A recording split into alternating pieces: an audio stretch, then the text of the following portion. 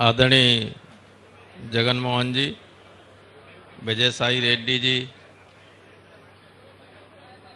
प्रियंका जी और हमारे साथी अन्य एमपी गण, यहाँ उपस्थित सभी सज्जनों, जो वीडियोस अभी हम लोगों ने देखे हैं, स्वतंत्र भारत में और किसी डेमोक्रेटिक कंट्री में इस तरह की घटना अकल्पनीय है। We can't imagine about such incidents.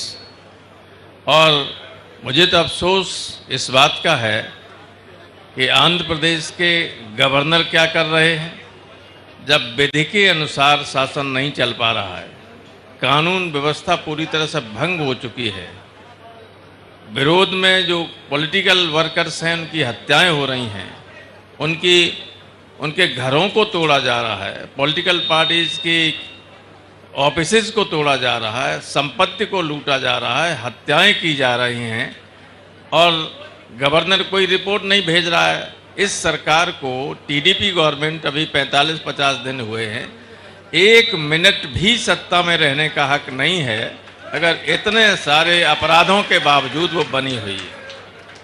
मेरी तो यही मांग होगी कि केंद्र सरकार जो उसकी बैसाखियों पे है, अपनी आंख खोले और आंध्र प्रदेश की सरकार को तत्काल बर्खास्त करके वहाँ राष्ट्रपति शासन लागू कराए। बहुत बहुत धन्यवाद। बहुत बहुत धन्यवाद sir. Priyanka ji. Jagan Mohan Reddy ji, thank you so much for making us aware of what is happening in Andhra Pradesh post-elections. Vijay Sai Reddy ji, thank you so much for creating this awareness. Because Delhi usually is always disconnected to what's happening in the states, where democracy is being threatened, where constitution is being undermined, and where political violence takes precedence over political differences. Governments keep coming and going, सरकारें आएंगी जाएंगी, पर इस तरीके का राजनीतिक हिंसा कहीं भी किसी तरीके से सही नहीं है और हम सब इसकी कड़ी निंदा करते हैं। और जगन जी, हम आपको ये एश्योरेंस देते हैं, जहां जहां संविधान खतरे में आएगा, जहां जहां प्रजातंत्र खतरे में आएगा, इंडिया अलायंस के सारे पॉलिटिकल पार्टीज आपके साथ कंधे से कंधा मिलाकर ये लड़ाई लड़ेंगी। ये लड़ाई सिर्फ आंध्र प्रदेश की नहीं है, ये लड़ाई सिर्फ आपके पॉलिटिकल वर्कर्स की नहीं है। कहीं भी इस तरीके की हिंसा हो, ये किसी भी देशवासी को कबूल नहीं है। हम सब आपके साथ हैं, आप ये लड़ाई लड़ते रहें और हम उम्मीद करते हैं कि जल्द से जल्द, like Ram Gopal ji said, that the governor of Andhra Pradesh will take note and hopefully the Supreme Court will take suo motu cognizance of the kind of violence that we are facing in Andhra Pradesh. We stand firmly with the people of Andhra Pradesh and we will also continue to fight for the voice of Andhra Pradesh. Thank you so much. Jai Hind. Thank you Priyanka ji, thank you. अभी तृणमूल कांग्रेस से नादिमुल हक जी संबोधित करेंगे। Jagan Mohan Reddy ji, Vijay Sai Reddy ji, our leader Ram Gopal ji, and of course the fiery leader for which all of you were clapping, Priyanka is here. I come from Bengal and we have seen a lot of political violence over there also.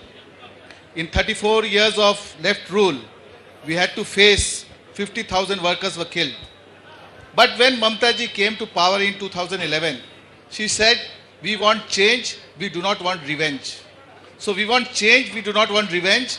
हम लोग को बदलाव चाहिए, बदला नहीं चाहिए, ये मोटो लेकर करके हम लोग वहाँ पर हैं।